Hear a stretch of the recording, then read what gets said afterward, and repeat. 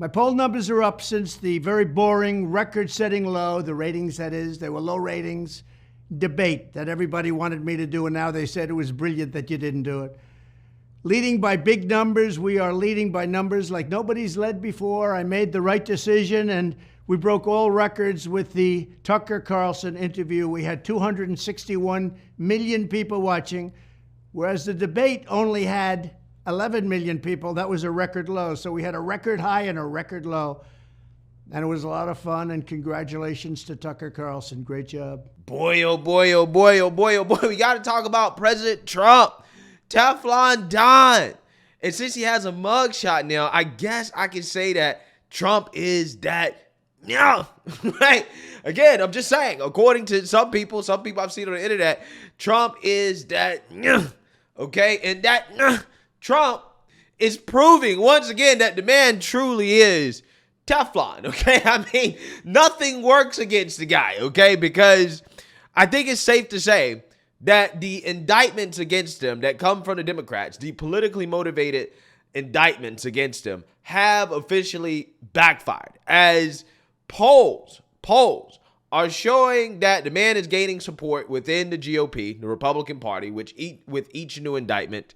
And also, the general election polls are getting tighter as well, too, including in some key swing states. Take a look. It's September. That means that the primaries are just a few months away. We've gotten through kind of the heat of the summer, and we're going to take a look at where the races look, where they stand today. First, that national GOP primary, you can see, as you were just mentioning, this YouGov Economist poll just came out. Donald Trump now breaking 50% in that poll against all of his rivals.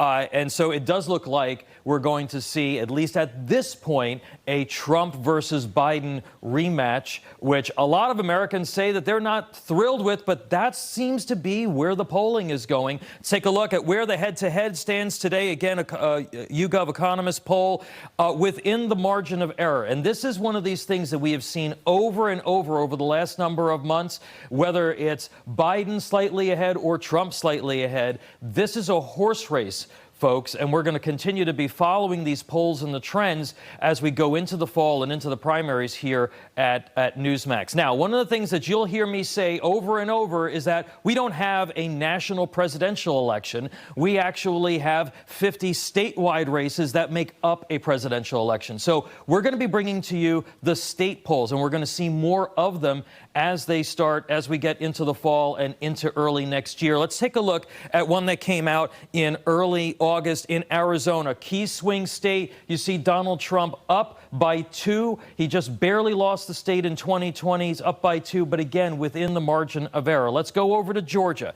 This one's a little bit older of a poll, but it's important. Now we're going to see the show trial of the century in Georgia unfold potentially over these next number of months. Is this number going to move? Donald Trump ahead by 4 points in this poll in early June, but it was before that fourth indictment. Keep an eye on Georgia. We'll be following the trends there. On over to Michigan. Again, within 1 point, this is a key state, but a state where Donald Trump seems to be holding his own after the loss there in 2020. And this is still a toss-up. Over to New Hampshire. New Hampshire, you got a lot of folks moving from Massachusetts up into New Hampshire over the last few years. That looks like it could be impacting almost permanently the electorate there and how they handle these presidential contests. Joe Biden up in this poll from earlier in August. Pretty significantly. And then one more really key state, Pennsylvania. And Pennsylvania is sort of the granddaddy of the swing states in many respects. Trump ahead there by 2 points, a Franklin and Marshall poll from a couple of weeks back. And again, what you got to start looking at is whether or not, Trump is capable of winning those suburban votes outside of Philadelphia and Pittsburgh that could give him an opportunity to win that state. That's a must-win state for Republicans nationally. And I'm going to give you one more, and this is the generic ballot. There's no good news in here for anybody, guys. there's a tie here, and especially for Republicans who control the House, this is a sign that maybe what they're doing isn't resonating with the public, a generic ballot tie right here. Yeah, so considering the fact that we're more than a year away from the election and Trump has 4 indictments, the mainstream liberal media spends 24 hours a day fear-mongering about Trump with lies and smears. I would say that at this point, Trump is actually doing pretty good, okay? I'm just saying. I know a lot of people don't really believe the polls, and I definitely think that there's reason to question the accuracy of polls, especially this early. However, I would have expected for Trump to be doing much worse at this point and then to get better over time than he is right now. The fact that Trump is virtually tied with Biden right now in the polls is a bad sign for Democrats because it goes directly against the narrative that the Biden administration is putting out here, particularly about the economy, which is that Bidenomics works, okay? Even though they keep telling us that people are living paycheck to paycheck, right? They admit that. And in the same breath, they say, well, that means that Bidenomics is working. Again, not the message that I would be putting out there, right? People are living paycheck to paycheck. That's evidence and proof that Bidenomics is working. I'm not sure, again, how that is resonating with the average person, but regardless, Democrats, like, for example, Donna Brazile, they're freaking out, okay? They're freaking out over these polls and the fact that Trump is still so close with Biden despite the indictments and all these smears and lies against him from the mainstream liberal media. Take a look. Page. And Donna, let's begin with the presidential race. I don't want to ask you the question I asked Tim Kaine towards the end there. It is kind of shocking in a way that despite all of the baggage that Donald Trump carries, he's tied with Joe Biden right now. Yeah, I mean, George, when I looked at that recent poll, the Wall Street Journal, I said, oh, this could keep me up at night. Look, the problem is, and the biggest challenge we face as Democrats, I say we because I'm a Democrat, is that young voters, young Black and Latino voters, they're not ready to come back to the party. They're not even looking at the so-called messaging that's being sent to them about the economy, about climate change, about student debt relief. They are worried about their future, and right now they're looking for a leader who represents their values and their vision. And I think the president's campaign is going to have to really, you know, go deep and go hard to motivate those voters to come back within the Democratic Party coalition, because without them, it is a tight race, and it's going to come down to 4 states. And Susan Page, with every passing month, with every new indictment, Donald Trump seems to be consolidating his control over the Republican Party. This Wall Street Journal poll, after 91 criminal counts against the president, which only strengthened his position, so I don't know why we think that a conviction on one of these counts or more would fundamentally change the fact that Trump supporters have baked into the cake the fact that he has these legal troubles. You know, in the Wall Street Journal poll, if you added the third-party candidates, Trump leads narrowly over Biden. That is the situation we find at this point. And maybe it won't change anything, Reihan Salam, but Republicans almost unanimously now on that stage several days ago would vote for a convicted felon. Did you ever think you'd see the day? Well, the truth is that we are in a very polarized moment.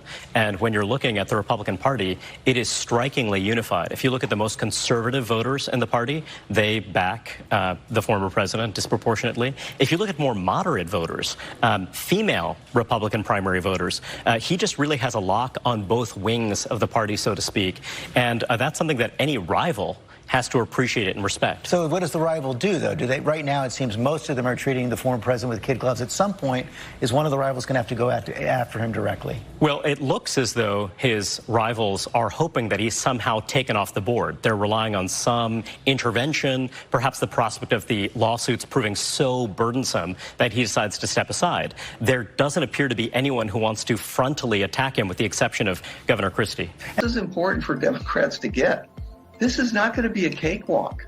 A lot of things can happen, but it's not going to be a cakewalk. And remember, Biden has to be 3 or 4 full percentage points of the popular vote ahead of Donald Trump or any Republican nominee to be assured of winning a majority in the Electoral College. We've certainly learned that since 2000. So it's not going to be easy. So it's an alarm bell for Republicans who don't want Donald Trump to be their nominee, and it's an alarm bell for Democrats who think that because of these indictments, he's going to automatically lose the general election. This poll suggests no. It's a very competitive race, 46 to 46%. As you say, we can't be certain about polls certainly as far out, but to suggest that this is not in any way a gimme for the Democrats, despite former President Trump's legal troubles. Yeah, so you seen that, you heard that, okay? Best believe, the White House, their war room, the mainstream liberal media, they're all panicking, okay? Because they've thrown literally everything at the former president and nothing has worked, okay? Here we are still a year away from the election, and you have Trump, who's been indicted 4 times, okay? All types of lawsuits thrown against him, all types of, BS allegations thrown against him.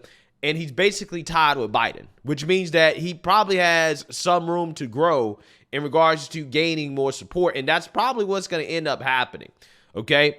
Unless there's some change if he happens to get convicted in one of these trials before people actually start to vote in the general election, which could very well happen, okay? But we'll see. I personally don't even think that would have an effect on him. I really do believe that the man is Teflon.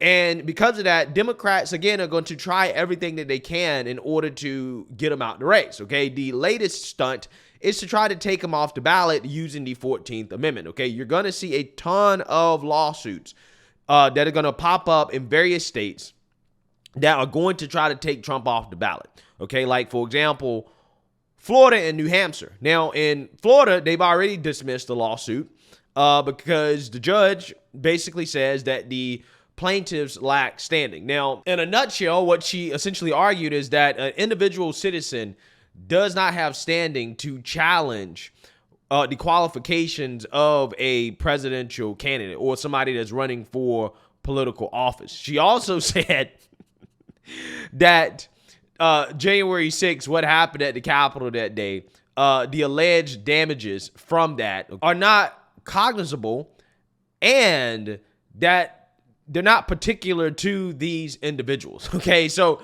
again, even though these people may be emotionally damaged, I mean, no doubt they have some form of Trump derangement syndrome as well, too, okay? Again, that's just not, you don't have standing to challenge the qualifications. Now, does that mean that they're going to stop because one lawsuit got dismissed? No, what that probably means is that you're going to see a bunch of these lawsuits get dismissed, but they're going to keep trying. They're going to keep trying, and who knows? I think that one of these things are either going to be successful or they're going to find some way to try to remove him from the ballot. And I do believe that a lot of these GOP presidential candidates are betting on that, okay? Because everybody knew that Trump was basically guaranteed to win the primary before they got into the race. I mean, everybody knew, that, hey, this thing is probably already over, but they entered the race anyways. And I think the reason why is because a lot of them are basically betting that Trump will be taken off the ballot. Okay, and I actually think that is going to happen in some way. I think in some way they're going to try to disqualify him, and we're going to see chaos in 2024 because of it. Okay, I really do believe that. I don't believe that they're just going to let Trump cakewalk into office, right? Which seems to be the path that's going to happen now, right? If you pay attention to the polls, it seems like the man might actually win, okay? And I just don't think they're going to let it happen. And I hope I'm wrong, right? I hope that I'm wrong, but I'm telling you guys, the more that these polls come out showing that Trump basically can win, the more that they're going to throw at him to make sure that he can't win, okay? And we'll see. Again, I hope I'm wrong. I hope that, they don't take him off the ballot. I hope that, they don't find some way to disqualify him, but I just don't put it past Democrats to do whatever they can to take out their political opponents because that's how the Democrat Party rolls. And this is why, like I've told you guys, and I'll tell you guys again, this is why it really saddens me how weak the Republican Party is compared to Democrats because we're in uncharted territory when it comes to this game. But then again, I'm pretty sure that a lot of these Republicans are in on it, okay, because we know that the Uniparty is the real party in Washington, D.C. That Democrats and Republicans is just an illusion, really. So, again, that's what I'm guessing. But, again, I hope I'm wrong, right? I hope I'm wrong. I'm just saying, as right now, as the polls favor Trump and they become more favorable towards Trump, you're going to see a whole lot of panic. And they're going to pull out everything they can to try to keep the man off the ballot and to keep him from occupying the White House again. But, hey, we'll see. Let me know what you guys think. Make sure you like, comment, and subscribe. Most importantly, share a Black conservative perspective. Peace.